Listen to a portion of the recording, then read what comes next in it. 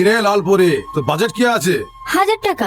1000 টাকা? আর কিছুদিন আগেই তো 500 টাকায় গড়াগড়ি খেতে। পেট্রোল ডিজেলের মতো তোদের রেট বেড়ে গেল নাকি? হ্যাঁ বেড়ে গেছে, গেলে চল নাহলে কেটে পড়। অল্প পানির মাছ বেশি চ্যাটাং চ্যাটাং করে।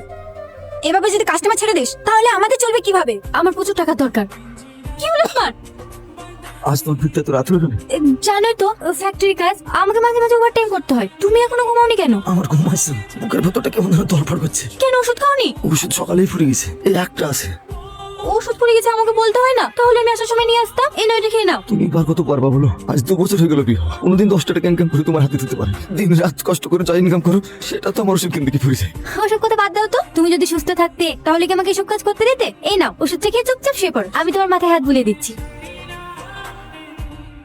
আমি তোমাকে কতবার বলেছি আমি তোমাকে ভালোবাসি না, তারপর তুমি আমাকে এভাবে বারবার বিরক্ত করো কেন? বিরক্ত করবো কেন? আমি তোমাকে ভালোবাসি। কাউকে ভালোবাসাটা কি অন্যায়? না অন্যায় না, তোমার আমাকে ভালো লেগেছে তাই ভালোবাসো, কিন্তু আমার দিকটা তো একটু বোঝার চেষ্টা করো। আমি তোমাকে কোনোভাবেই ভালোবাসতে পারবো না। আরে আমাকে ভালোবাসতে তোমার সমস্যাটা কোথায়? তুমি কেন বুঝতে চাইছো না? সমস্যা আছে। তুমি আমাকে কতটুকু চেনো? একটা মেয়ের সম্বন্ধে জানা নেই শোনা নেই, তাকে ভালোবাসি বললে হয়ে গেল? এই টোটো, কি ব্যাপার ভাগ্নে, মনটা খারাপ কেন? নিশ্চয়ই মেয়েটা আবার পাত্তা দেয়নি কি, তাই তো? হ্যাঁ। এই জন্যই বলি, যখন মেয়েটা সামনে যাবে আমাকে সঙ্গে করে নিয়ে যাস, তারপর দেখবো মেয়েটার কত বড় সাহস আমার ভাগ্নিকে রিজেক্ট করে দেয়। না মামা, তুমি যাই বলো না কেন, ও সত্যি আমাকে ভালোবাসে না। আহা, তুই ভেঙে পড়ছিস কেন?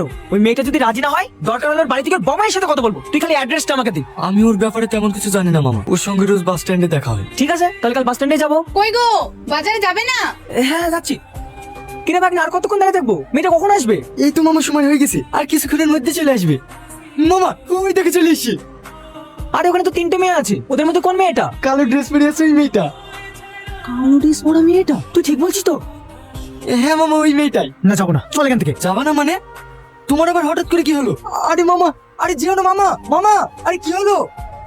আর শোনো, আজ আমার ফিরতে একটু রাত হবে। তুমি আমার জন্য অপেক্ষা করো না, হ্যাঁ? রাতের খাবারটা খেয়ে শুয়ে পড়ো। তাও তোমার ফিরতে কটা বাজবে? যদি কাজ বেশি থাকে তাহলে একটু ফিরতে রাত হবে। কটা বাজবে ঠিক বলতে পারবো না। তুমি বাইরে থাকলে আমার খুব চিন্তা হয়। আমার কিচ্ছু হবে না, তুমি আছো না। আচ্ছা থাকো, আমার আবার দেরি হয়ে যাচ্ছে। ওই দেখ তোর মনের মানুষ, আর তুই ওর জন্য দিন রাত চোখের পানি ফেলিস। ভাগ্নে, এই দুনিয়াতে মেয়েদেরকে চেনা খুব মুশকিল। চল এখান থেকে। কি হলো, দাঁড়িয়ে থাকলি যে?